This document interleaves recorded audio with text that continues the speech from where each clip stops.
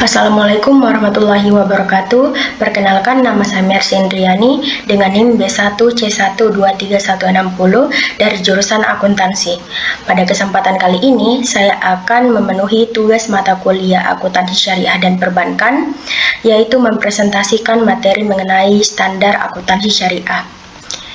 Langsung saja kita masuk pada poin pertama, yaitu pengertian standar akuntansi syariah, di mana standar akuntansi syariah ini merupakan seperangkat aturan atau pedoman dalam menyusun laporan keuangan yang berlandaskan dengan prinsip-prinsip Islam, yaitu Al-Quran dan hadis.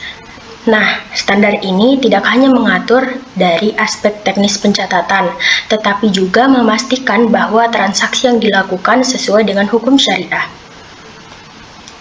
Kemudian ada tujuan penerapan dalam sistem ekonomi Islam. Yang pertama, menjamin bahwa seluruh transaksi yang dilakukan bersifat halal dan sesuai dengan ketentuan syariah. Kemudian yang kedua, mewujudkan keadilan dalam pelaporan keuangan, baik itu bagi perusahaan maupun pihak terkait. Kemudian yang ketiga, meningkatkan transparansi dan akuntabilitas dalam pengelolaan keuangan. Yang keempat, menghindari praktik yang dilarang seperti riba, gharar, dan maisir. Yang terakhir, mendukung terciptanya sistem ekonomi Islam yang berkeadilan, beretika, dan berkelanjutan. Kemudian kita masuk pada poin kedua, yaitu PSAK Syariah, di mana PSAK Syariah ini merupakan standar akuntansi keuangan berbasis syariah yang berlaku di Indonesia, yang disusun oleh Ikatan Akuntansi Indonesia melalui Dewan Standar Akuntansi Syariah. Nah, standar ini menjadi pedoman utama dalam penyusunan laporan keuangan bagi entitas yang menjalankan kegiatan usaha berdasarkan prinsip syariah. Adapun dasar hukumnya, yang pertama ada Fatwa Dewan Syariah Nasional (MUI) sebagai landasan syariah. Yang kedua, peraturan dari Otoritas Jasa Keuangan dan Bank Indonesia sebagai regulator. Yang ketiga, prinsip-prinsip syariah dalam Islam sebagai dasar utama.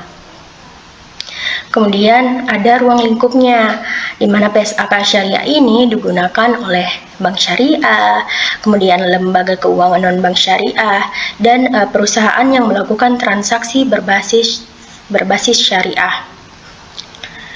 Kemudian kita masuk pada contoh penerapan PSAK Syariah pada akad murabahah. Nah, dalam akad ini, bank terlebih dahulu membeli suatu barang, kemudian menjualnya kepada nasabah dengan harga yang telah ditambah margin keuntungan yang disepakati. Misalnya nih, bank membeli barang seharga 10 juta rupiah, lalu menjual kepada nasabah seharga 12 juta rupiah secara cicilan. Dalam PSAK Syariah, selisih 2 juta rupiah itu diakui sebagai margin keuntungan.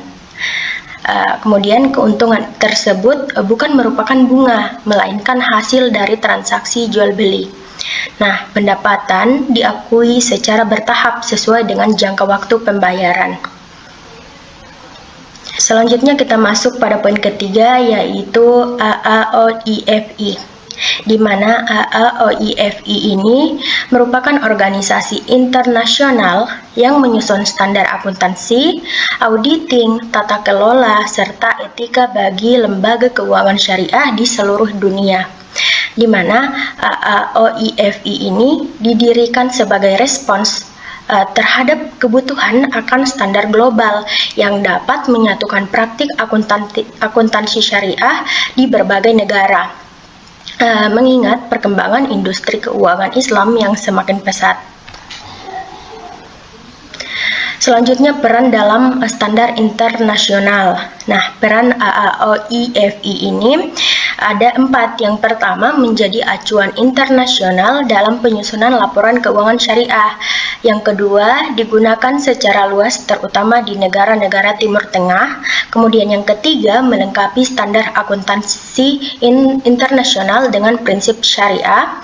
Yang keempat, meningkatkan kredibilitas dan kepercayaan terhadap lembaga keuangan syariah. Kemudian kita lanjut pada poin keempat, yaitu PAPSI. di mana PAPSI ini atau Pedoman Akuntansi Perbankan Syariah Indonesia merupakan panduan teknis yang digunakan oleh Bank Syariah dalam menerapkan PES-AK Syariah. Nah, fungsi PAPSI ini ada 4. Yang pertama, menjabarkan PES-AK Syariah menjadi lebih rinci dan operasional.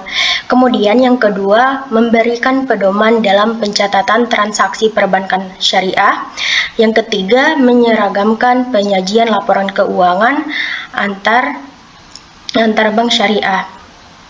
Yang keempat, mempermudah proses pengawasan oleh regulator. Kita masuk pada poin kelima, yaitu perbandingan PES-AK Syariah, AAOIFI, dan PAPSI, di mana adapun persamaan ketiga standar ini. Yang pertama itu sama-sama berlandaskan prinsip syariah, yang kedua menghindari riba, gharar, dan maisir. Yang ketiga, bertujuan menciptakan sistem keuangan yang adil dan transparan. Adapun perbedaannya, di mana PES-AK Syariah ini bersifat nasional dan digunakan di Indonesia. Sedangkan AAOIFI bersifat internasional dan digunakan secara global. Dan PAPSI bersifat teknis dan khusus untuk perbankan syariah. Nah, selain itu, PES-AK ini merupakan standar utama. Kalau AAOIFI sebagai referensi global dan PAPSI sebagai pedoman praktis. Kita masuk pada poin terakhir, poin 6, yaitu contoh kasus sederhana. Di mana kasusnya itu misalnya seorang nasabah ingin membeli motor, namun tidak memiliki dana tunai. Nah, bank syariah ini kemudian membeli motor tersebut, lalu menjualnya kembali kepada nasabah dengan harga yang telah ditambah margin keuntungannya. Nah, penerapan standar dalam kasus ini, PES-AK Syariah mengatur bagaimana margin keuntungan itu diakui. Kemudian PAPSI mengatur pencatatan transaksi di bank, sedangkan AAOIFI memberikan dasar konsep secara internasional. Nah, ilustrasi pencatatannya. Yang pertama ini, saat bank membeli barang,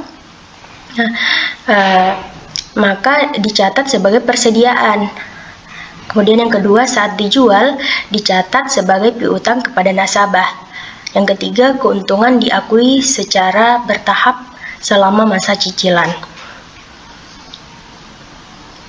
Nah, kita masuk pada kesimpulan, di mana akuntansi syariah ini sangat penting dalam menjaga agar seluruh aktivitas keuangan itu berjalan sesuai dengan prinsip Islam.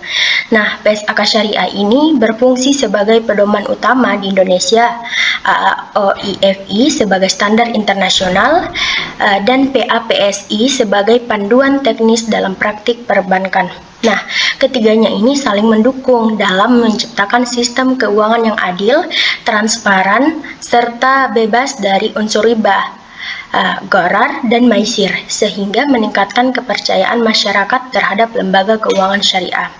Nah, itulah tadi materi mengenai standar akuntansi syariah yang telah saya jelaskan. Lebih dan kurangnya mohon dimaafkan. Saya akhiri, wabillahi taufiq wal hidayah. Wassalamualaikum warahmatullahi wabarakatuh.